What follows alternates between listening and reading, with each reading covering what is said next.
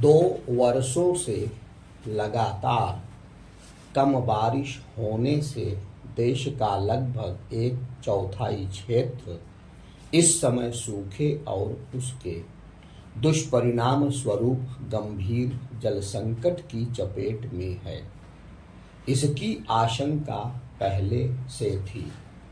मौसम वैज्ञानिकों ने भी यह भविष्यवाणी की थी कि इस साल भीषण गर्मी पड़ेगी, जिससे जल संकट और अधिक गहराएगा। भारतीय उपमहाद्वीप में मौसम के दुष्चक्र के वैज्ञानिक कारण हैं। विश्व के एक हिस्से में जब पर्यावरण चक्र अल नीनो का प्रकोप होता है तो उसका प्रभाव भारतीय उपमहाद्वीप में मौसम चक्र पर पड़ता है। प्रत्येक 7-8 वर्ष में पड़ने वाले इस दुष्प्रभाव का असर लगातार 2 साल रहता है। हमारे नीति नियंता इस तथ्य से अवगत थे कि अल नीनो के कारण बारिश कम होगी और इसके चलते देश का अच्छा खासा भाग सूखे की चपेट में आ जाएगा, लेकिन वे हाथ पर हाथ धरे बैठे रहे। पिछले कई वर्षों के मौसम संबंधी आंकड़े भी अत्यधिक गर्मी, सर्दी या फिर कम ज्यादा बारिश की तस्वीर पेश कर रहे हैं। केंद्र और राज्यों को इन स्थितियों से निपटने के लिए तैयार रहना चाहिए था, लेकिन यह तैयारी नजर नहीं आई। सूखे से सबसे अधिक प्रभावित क्षेत्रों में से एक महाराष्ट्र का मराठवाड़ा इलाका है। इसके अलावा बुंदेलखंड के खराब हालात की भी चर्चा है। मराठवाड़ा लगातार दूसरे वर्ष सूखे का सामना कर रहा है। वहाँ के हालात बेहद गंभीर हैं। ऐसे हालात तब हैं जब महाराष्ट्र में अरबों रुपए खर्च करके बांध और नहरों का जाल बिछाया गया है। इस संजाल का कोई खास असर नजर नहीं आ रहा है। इसकी एक बड़ी वजह यह है कि जल संसाधनों का दुरुपयोग किया गया। इस इलाके में सूखे जनित समस्याएं अचानक नहीं उभरी। वे वर्षों की लापरवाही और निष्क्रियता का परिणाम है।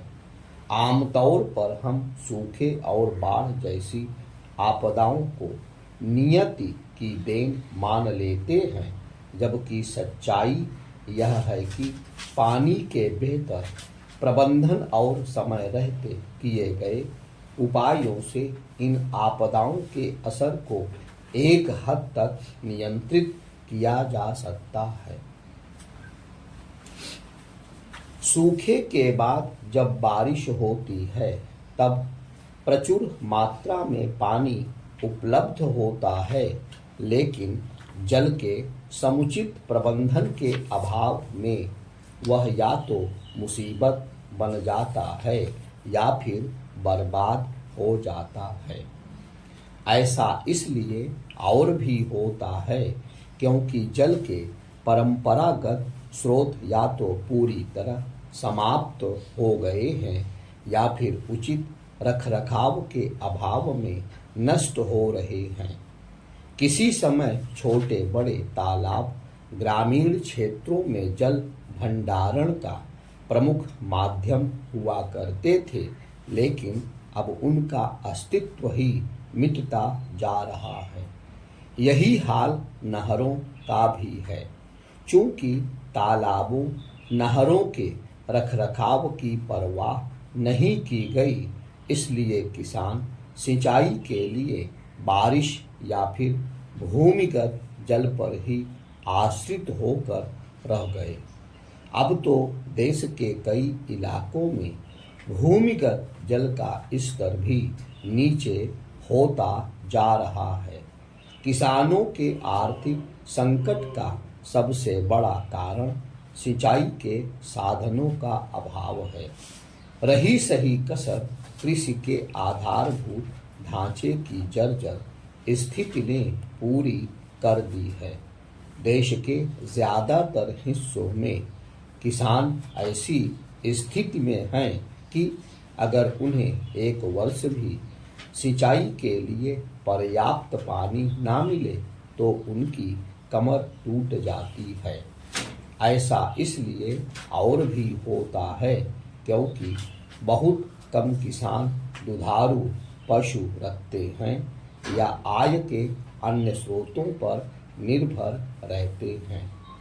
लगता है कि हमारे नीति नियंताओं ने इस बारे में कभी सोचा ही नहीं कि सूखे के समय किसान अपनी आजीविका कैसे चलाएंगे। चूंकि खेती किसानी के तौर तरीके भी परंपरागत बने हुए हैं, इसलिए भी कम बारिश और सूखा किसानों के साथ साथ ग्रामीण अर्थव्यवस्था पर बहुत भारी पड़ता है। पिछले दिनों उच्चतम न्यायालय ने सूखे को लेकर दायर जनहित याचिकाओं पर सुनवाई करते हुए केंद्र और राज्यों को फटकार लगाते हुए सवाल किया कि इस समस्या से निपटने के लिए क्या कदम उठाए जा रहे हैं। इस सवाल की नौबत नहीं आनी चाहिए थी। भले ही केंद्र सरकार सूखाग्रस्त इलाकों को राहत देने के लिए तत्पर हुई हो और इस क्रम में मराठवाड़ा के कुछ इलाकों में ट्रेन से पानी पहुंचाने जैसा अभूतपूर्व कदम उठाया गया हो, लेकिन यह भी सच है कि यह सब तब हुआ जब पानी की किल्लत ने गंभीर संकट खड़ा कर दिया। बेहतर होता कि इस संकट की गंभीरता का अनुमान पहले ही लगा लिया जाता। सूखे के समय खाद्यान्नों और फल सब्जियों के दाम आसमान छूने लगते हैं। ऐसे हालात में जमाखोरी होती है जो महंगाई को बढ़ाती है। यह सरकारों की जिम्मेदारी है कि वे समय रहते ऐसे उपाय करें जिससे ना तो जमाखोरी हो सके और ना ही खाद्यान्नों एवं फल सब्जियों के दाम बेलगाम हो सके।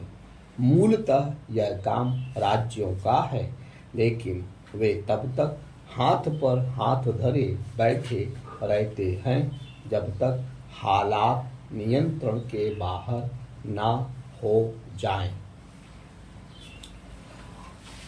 पिछले दिनों केंद्रीय जल संसाधन मंत्री उमा भारती ने यह अजीब बयान दिया कि सूखे से निपटने की योजना नहीं बनाई जा सकती। यह कथन नीति निर्धारकों को गलत सोच को दर्शाता है। सूखे जैसे संकट का सामना सही और समय पर की जाने वाली तैयारियों से किया जा सकता है। कई देश ऐसे हैं जहां भारत के मुकाबले कहीं कम पानी बरसता है, लेकिन वे जल प्रबंधन इतने अच्छे ढंग से करते हैं कि सभी आवश्यकताओं को आसानी से पूरा कर लेते हैं। इन देशों में जल के उपयोग संबंधी नियमों पर अमल के मामले में वहां की जनता भी जागरूक है। जल प्रबंधन की आधुनिक तकनीक में से कुछ का अपने देश में भी इस्तेमाल हो रहा है, लेकिन इस मामले में अभी बहुत कुछ करना शेष है। मौसम चक्र में बदलाव और भूमिगत जल के स्तर में तीव्र गिरावट ने एक बड़े खतरे की घंटी बजा दी है। इसकी एक बानगी यह भविष्यवाणी है कि 2050 तक पेयजल की किल्लत इतनी गंभीर होगी कि पीने के पानी का आयात करना पड़ेगा। ऐसे खतरे की आशंका के बाद हमारे नीति नियंताओं को चेत जाना चाहिए। सच तो यह है कि उन्हें 10-20 साल पहले तभी चेत जाना चाहिए था जब बढ़ते प्रदूषण और पर्यावरण परिवर्तन के खतरों के प्रति विश्व को आगाह किया जा रहा था। अभी भी वक्त है। हमारे नीति नियंताओं और वैज्ञानिक समुदाय को मिलकर इस चुनौती का सामना करने के लिए जुट जाना चाहिए। इसके लिए नई नीतियों के निर्माण के साथ उन पर प्रभावी अमल भी सुनिश्चित किया जाना चाहिए। किसी भी तरह की समस्याओं से निपटने में दूरदर्शिता और समय पर सही कदमों का कोई विकल्प नहीं, लेकिन अपने देश में समस्या यह है कि हमारे नीति नियंता हर समस्या का फौरी या फिर आधा अधूरा समाधान ही खोजते हैं। उदाहरण के लिए दिल्ली में प्रदूषण से निपटने के लिए सम विषम संख्या वाली निजी कारों का बारी बारी से संचालन एक गंभीर समस्या का फौरी समाधान ही है। जब तक प्रदूषण के बुनियादी कारणों का निवारण नहीं होता, तब तक सम विषम फार्मूले का कोई मतलब नहीं। बेहतर हो कि हमारे नीति नियंता सूखे, बाढ़ अथवा प्रदूषण के दीर्घकालिक और स्थायी उपाय खोजना और उन पर अमल करना सीखें। यह इसलिए अनिवार्य है क्योंकि इसके बिना देश की अर्थव्यवस्था को मजबूत नहीं बनाए रखा जा सकता।